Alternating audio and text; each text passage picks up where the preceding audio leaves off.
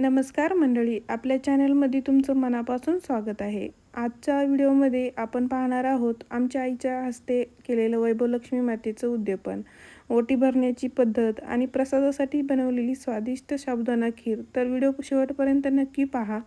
सर्वप्रथम आपण पूजेची तयारी सुरू करून घेणार आहोत. पूजेसाठी लक्ष्मी मातेचा फोटो किंवा मूर्ती, गणपती बाप्पाची मूर्ती, कलश, तांदूळ, नारळ, फुले, हार, दिवा, हळदी कुंकू आणि इतर पूजेचं साहित्य तयार करून घेतलं आहे. सर्वात आधी आम्ही सुंदर अशी पूजा मांडली गेली आहे. देवासमोर स्वच्छ जागा करून त्यावर पाट ठेवला आहे किंवा तुम्ही इथे चौरंगही ठेवू शकतात. रंगबेरंगी वस्त्र अंतरले आहे. त्यानंतर लक्ष्मी माता गणपती बाप्पाची स्थापना केली आहे. आजूबाजूला आंब्याचे डहाळे लावून सजावट केली आहे. सुंदर रांगोळी काढून संपूर्ण वातावरण भक्तिमय बनलेलं आहे. यानंतर देवासमोर दिवा प्रज्वलित केला. हिंदू धर्मात दिव्याला विशेष महत्त्व आहे. दिव्याच्या प्रकाशामुळे घरात सकारात्मक ऊर्जा आणि आनंदाचं वातावरण निर्माण होतं असं मानलं जातं. आता आपण कलश स्थापना करून घेणार आहोत. एका वाटीत तांदूळ भरून त्यावर कलश ठेवावा आहे.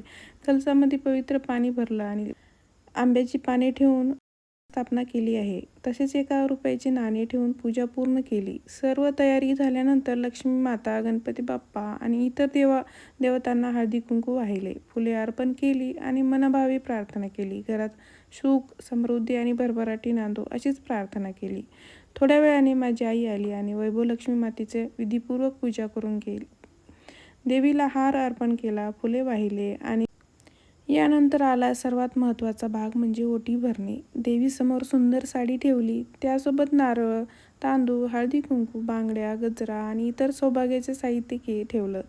मनापासून देवीची ओटी भरली आणि तिचा आशीर्वाद घेतला. यानंतर देवीला फळाचा नैवेद्य दाखवला. सफरचंद, केळी आणि इतर फळे अर्पण करून पूजा अधिक मंगलमय केली. यानंतर आम्ही वैभवलक्ष्मी व्रताची कथा वाचली. असे मानले जाते की श्रद्धा आणि विश्वासाने हे व्रत केलं तर माता लक्ष्मी भक्ताच्या इच्छा पूर्ण करते, घरात सुख समृद्धी आणते. कथा वाचन पूर्ण झाल्यानंतर सगळ्यांनी मिळून महालक्ष्मीची आरती केली. टाळ्या, मृदुंगाच्या गजरात आणि भक्तिमय वातावरणात आरती संपन्न झाली. आरतीनंतर सर्वांना प्रसाद वाटण्यात आला. जसे फळ दिलेस तसे फळ आम्हा सर्वांना दे आणि आमचे सर्वांचे कल्याण कर. श्री विजयलक्ष्मी माता, हे श्री विजयलक्ष्मी माते, तू योगिनीला जसे फळ दिलेस तसे फळ आम्हा सर्वांना दे आणि आमचे सर्वांचे रक्षण. वैभवलक्ष्मी व्रत श्रद्धेने आणि नियमाने केल्यास घरातील आर्थिक अडचणी दूर होतात, सुख समृद्धी वाढते आणि मनोकामना पण पूर्ण होतात.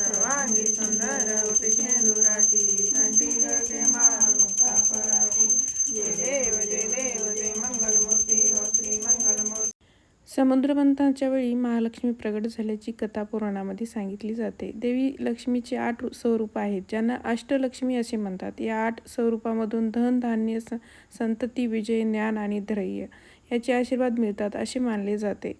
हिंदू धर्मात महालक्ष्मीला भगवान विष्णूची अर्धांगिनी मानली जाते. ज्या घरात स्वच्छता, भक्तिभाव, प्रेम आणि सकारात्मक वातावरण असतं त्या घरात लक्ष्मी माता कायम वास करत असते. आता प्रसादासाठी आपण झटपट अशी स्वादिष्ट अशी साबुदाणा खीर बनवणार आहोत. त्यासाठी सर्वप्रथम साबुदाणा भिजत ठेवला होता. काजू आणि बदाम जाडसर वाटून घेतले.